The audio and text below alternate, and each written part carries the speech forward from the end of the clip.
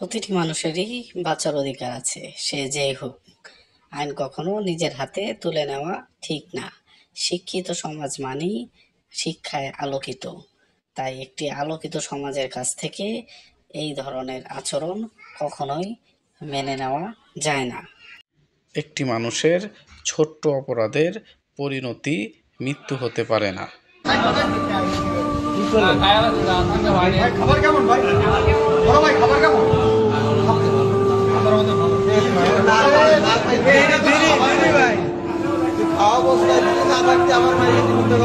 খাবার মান নাকি ভালো?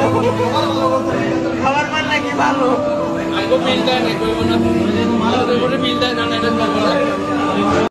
ফজলুল হক মুসলিম হলে এক যুবককে পিটিয়ে হত্যার ঘটনায় মামলা করা হয়েছে। রাজধানীর শাহবাগ থানায় মামলাটি দায়ের করেছে পরিবার।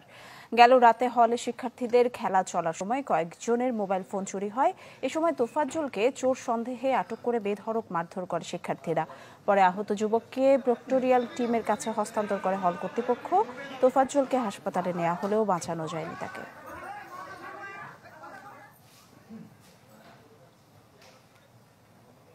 মানুষটা 4 বছর আগে থেকে পাগল, সে কিভাবে রাজনীতি করবে? আর দলীয় বলতে কি, ও তো নিজের পরনের কাপড়েও মাঝে মাঝে থাকতো না, তাহলে সে দলীয় করবে কি? আর একটা মানুষরে তো এরকম মাইরে ফেলায় না, সে যদি একটা খুনিও হইতে পারে, তারে তো এরকমের জীবন্ত মাইরে ফেলাইতে পারে না। বলেন, গতকালের ঘটনাকে কেন্দ্র করে যারা প্রত্যক্ষদর্শী রয়েছেন তারা প্রক্টোরিয়াল বডির সাথে আসলে কথা বলছেন এবং একটি আহ্বান জানানো হয়েছিল প্রত্যেক হলের রুমে রুমে গিয়ে যে এখানে যারা শিক্ষার্থী গতকালের ঘটনা প্রত্যক্ষদর্শী ছিলেন তারা যাতে এসে সাক্ষ্য দিয়ে যান। সেই সুবাদেই কিন্তু যেই দাক্ষের কক্ষ রয়েছে সেখানে শিক্ষার্থীরা একে একে আসছেন এবং গতকালের যে যতটুকু দেখেছেন সেই ঘটনার বর্ণনা দিয়ে সাক্ষ্য দিয়ে কিন্তু তারা যাচ্ছেন। এখন পর্যন্ত আসলে সংশ্লিষ্ট কর্তৃপক্ষের পক্ষ থেকে কোনো উত্তর আমরা পাইনি, তবে সাধারণ শিক্ষার্থীদের সাথে কথা হয়েছে। বিভিন্ন ধাপে যারা গতকালের এই ঘটনার প্রত্যক্ষদর্শী ছিলেন তারা এবং বিভিন্নভাবে সামাজিক যোগাযোগ মাধ্যমে যাদের দিকে অভিযোগের তীর উঠেছে সেই শিক্ষার্থীদের সাথেও আসলে আমাদের কথা হয়েছে। অভিযোগের বিষয়ে তারা আসলে বিভিন্ন জন নিজেদের অবস্থান তুলে ধরেছেন। সাবেক এক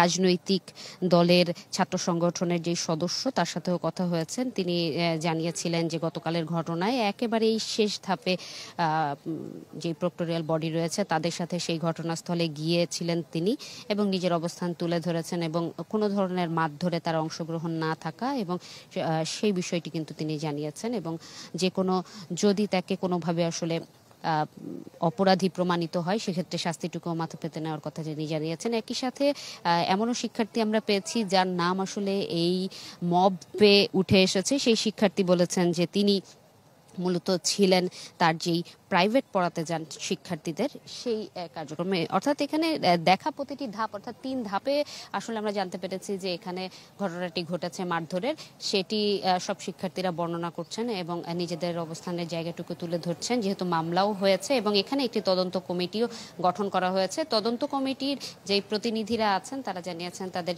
সব কার্যক্রম শেষে তারা আসলে বিস্তারিত তুলে ধরবেন আমাদের কাছে। এই ছিল আমার কাছে। ভিডিওটি ভালো লাগলে অবশ্যই শেয়ার করবেন। আর এই ঘটনায় কারা কারা জড়িত আমরা অবশ্যই তাদেরকে আইনের আওতায় দেখতে চাই।